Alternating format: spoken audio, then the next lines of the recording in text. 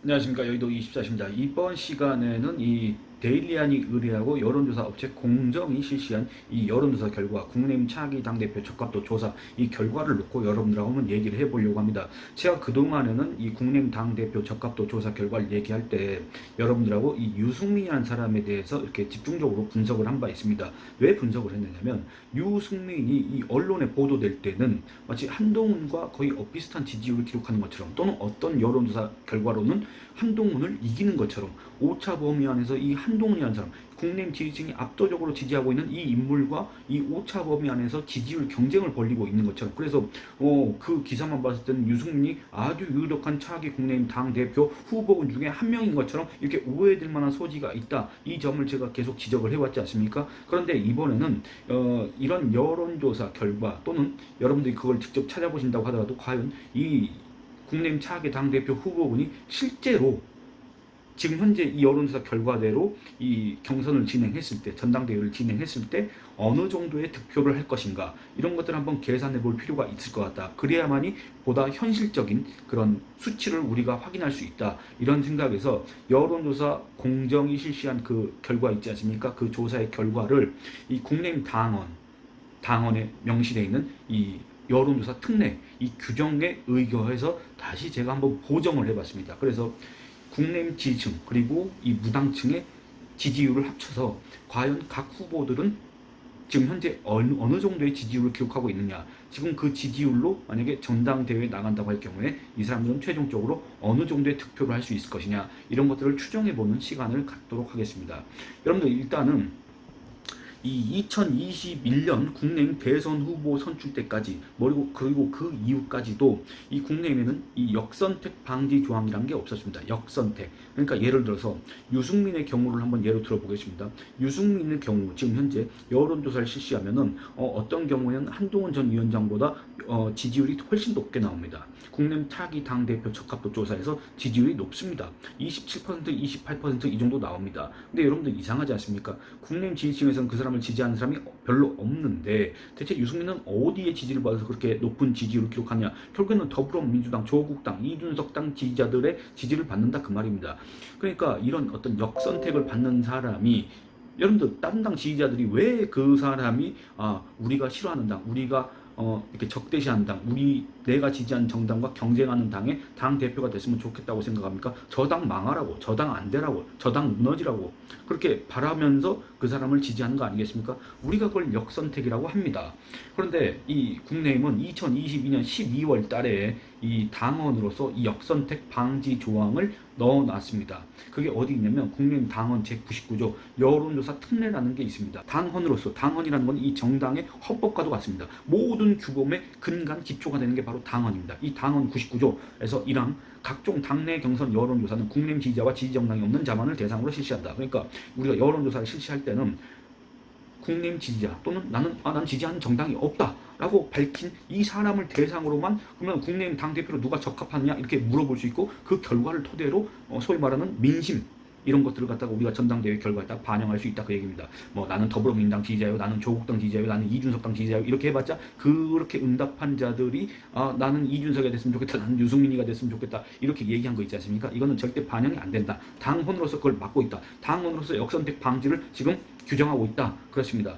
그러니까 이런 것들을 감안해서 지금 여론조사 결과들을 한번 분석해 볼 필요가 있다 그 말입니다. 지금 뭐 유승민 27.8, 한동훈 뭐 28점 몇 이런 식으로 하면 현실감이 없지 않습니까? 그래서 제가 여론조사 업체 공정이 데일리안의 의뢰를 받아서 6월 3일부터 4일까지 여론조사를 실시하고 6월 6일 날 발표한 그 결과를 놓고 여러분들하고 한번 얘기를 해보겠습니다. 일단 여론조사 결과만 한번 살펴보겠습니다. 국내임 차기 당대표 적합도 순서대로 살펴보겠습니다. 나경원 6.2, 안철수 4.5, 유승민 27.2, 윤상현 2.3, 원희룡 7.3, 한동훈 30.2 이렇게 나왔습니다.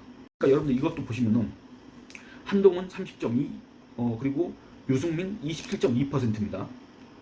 근데 이 해당 여론조사의 표본 오차가 얼마냐면은 뭐 대략 샘플이 1000명일 경우에는 플러스 마이너스 한 3.1%포인트 나오지 않습니까?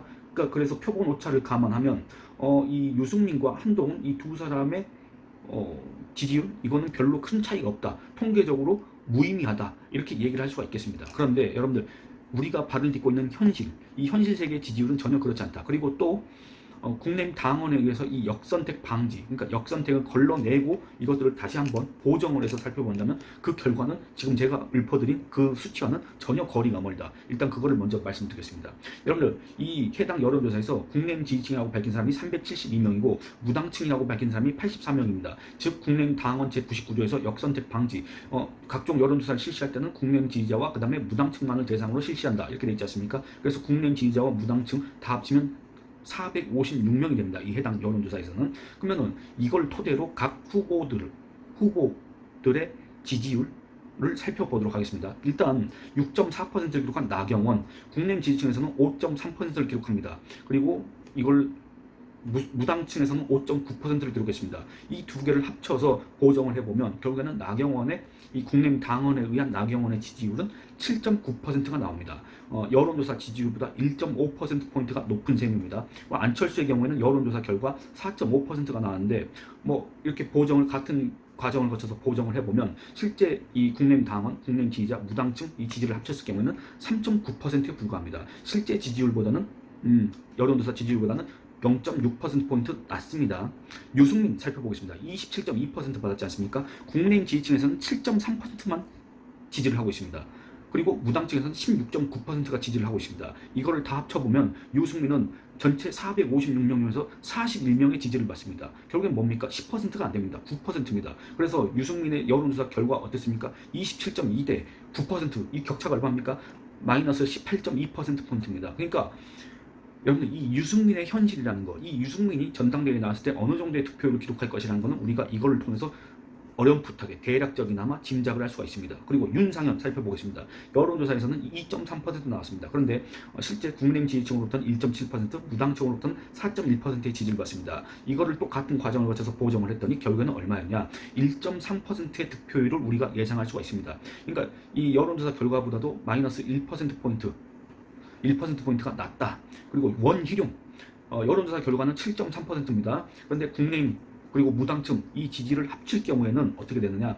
12%로 올라갑니다. 그래서 이 더불어민주당, 조국당, 이준석당, 진보당, 어쩌고저쩌고 별의별 당 지지자들이 다 합쳐진 그 여론조사 결과에서는 7.3%였지만 국내민 당헌에 따라서 국내민 지지자와 무당층 이들만의 지지를 놓고 봤을 때는 원희룡이 7.3%에서 12%로 올라갑니다. 한동훈에 이어서 이 2위 정도의 지지율을 기록한다. 이렇게 얘기를 할 수가 있겠습니다. 그래서 실제 지지율보다는 득표율이 4.7%포인트, 약 5%포인트 정도 높을 수도 있다. 이렇게 예상할 수 있습니다. 물론 이 기준은 이 여론조사 결과에 따른 기준이다. 그 먼저 또 말씀드리겠습니다. 그리고 마지막으로 한 명, 한동훈 전 위원장 남았습니다. 이 사람은 아까 말씀드린 것처럼 전체 여론조사 결과에서는 30.2%가 나왔습니다. 이것만으로도 전당대회에 나갔을 때는 압도적으로 아마 당대표에 당선되지 않을까 이렇게 예상할 수 있지 않습니까? 그런데 국내민 지지층에서는 56.8%가 지지를 하고 있습니다. 그러니까 국내민 지지층 372명 중에서 211명이 나는 한동훈을 지지한다고 밝혔습니다.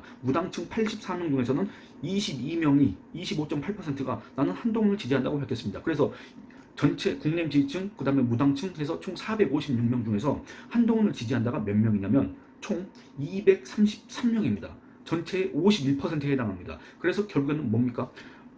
조국당, 더불어민주당, 이준석당 요 지지자들 다 합쳐서 조사를 했을 때는 한동훈의 지지율이 30.2%가 나오지만 국내민 당원에 따라서 국내민 지지자와 그다음에 무당층을 대상으로 조사를 했을 때는 그것만 따로 놓고 봤을 때는 한동훈의 지지율은 51% 과반이다. 이렇게 된다 그 말입니다. 그 지지율과 이 보정을 한 지지율은 20.8%포인트 차이가 난다. 한동훈의 실제 지지율은 21%포인트 정도 높을 가능성이 있다. 이렇다는 얘기입니다. 그래서 우리가 이런 작업들을 왜 해보냐면은 아까 말씀드린 것처럼 유승민 27.2, 원희룡 7.3, 한동훈 3.2면 원희룡은 생각보다 비중이 없구나. 그리고 유승민은 정말 깜짝 놀랄 정도로 지지율이 높구나. 한동훈에 버금가는구나. 이거 다 거짓말이다 그 말입니다. 그리고 국내민 당원이 거짓말이 아니라 국내민 당원에 의하면 이거는 쓸데없는 수치고 실제 수치들은 유승민 9%, 원희룡 12%, 한동훈 51% 이런 식으로 예상할 수가 있다. 이런 식으로 계산할 수가 있다. 이런 점들을 말씀드리고 싶었습니다. 여러분들 이 영상 역시 좀 이렇게 빨리 진행이 됐는데 제가 조만간 이걸 꼭 해결해서 다시 정상적으로 여러분들하고 만나도록 하겠습니다. 양해 부탁드리겠습니다. 이 영상은 이만 마치겠습니다. 여러분들 의견 많이 달아주십시오. 기다리고 있겠습니다. 감사합니다.